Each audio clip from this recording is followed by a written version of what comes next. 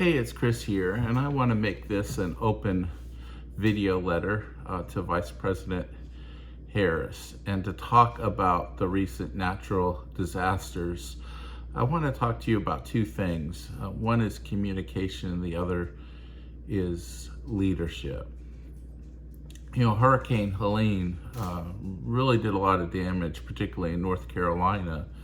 And now we've got Hurricane Milton upgraded to a Category 5 storm that appears to be headed dead on to Tampa, an area in Florida where, according to the weather people that know these things, hasn't seen a direct hit in maybe 100 years. A lot of things that are going on right now, and some of the things I think you might feel are unfair. You might feel that you're doing everything you can in your response, that FEMA is responding, that it's coordinating with the states, and yet there's a lot of misinformation. I know that Trump and his team are doing everything they can to sow distrust and discord and using the natural disaster to play politics to try to win an election. But just remember, this is becoming a desperate thing for them. Trump is desperate for power. He knows that if he does not win the presidency, that he will likely face accountability for a lot of his criminal activity. So there's a lot at stake for him. There's a lot at stake for the Republicans, and they're going to politicize that. And I speak as somebody, I'll be honest with you, I am a conservative Republican. That's how I grew up. I'm going to make another video, open letter, of why I'm still very much on the fence whether I'm going to vote for you. So I'm not one of your adoring fans. I'm somebody who's contemplating and pondering these things, and one of the things I want to talk to you about is this opportunity that you have.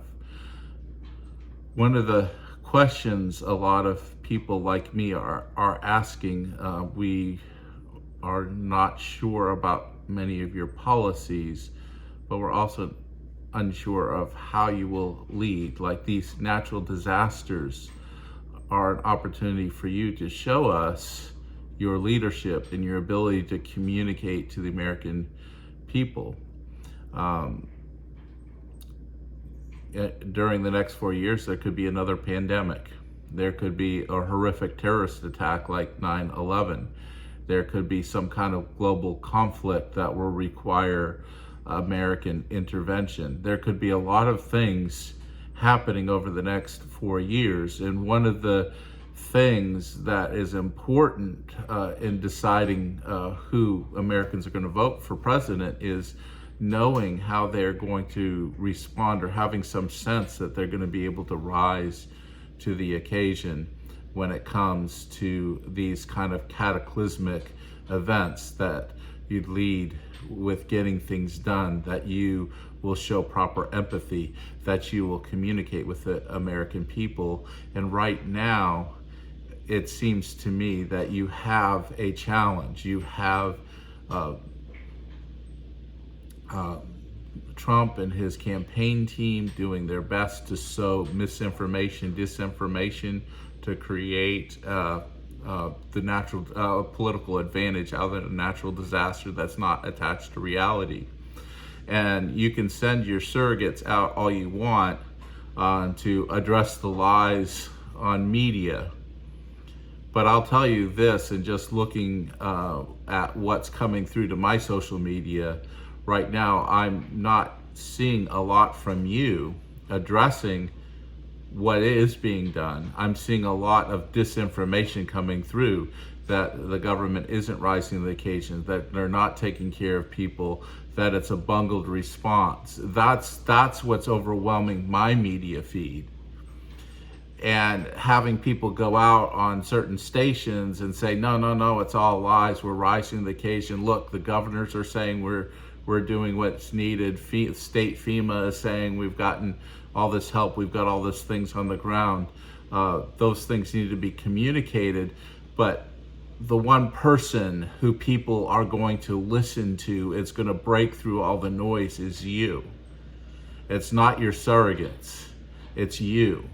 It's you giving briefings every day about what's being done. It's you saying we're overcoming these obstacles. It's you telling the stories that help us know that the recovery is being made and everything is being done. It's you talking about how there are many that are rising to occasion to really demonstrate a tremendous dedication and selflessness.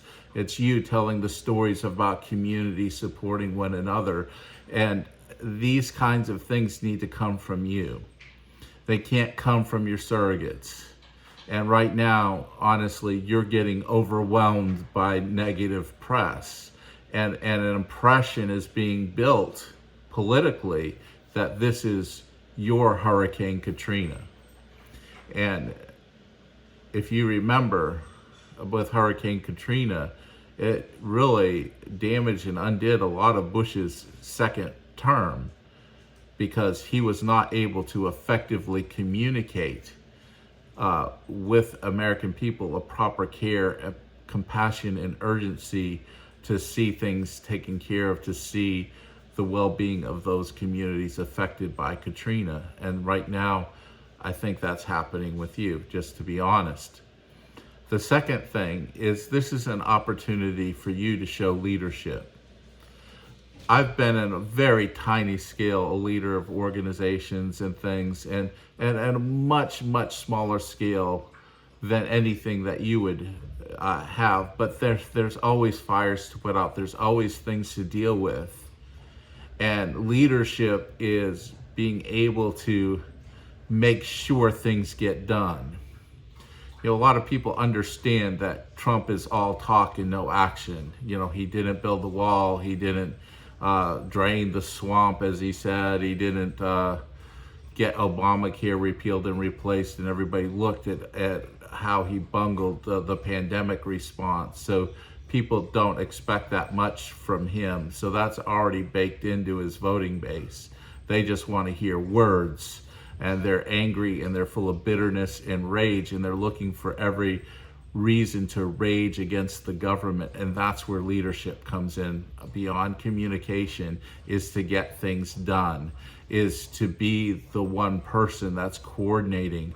Maybe your campaign headquarters is in North Carolina, Georgia, and Florida for the next several weeks.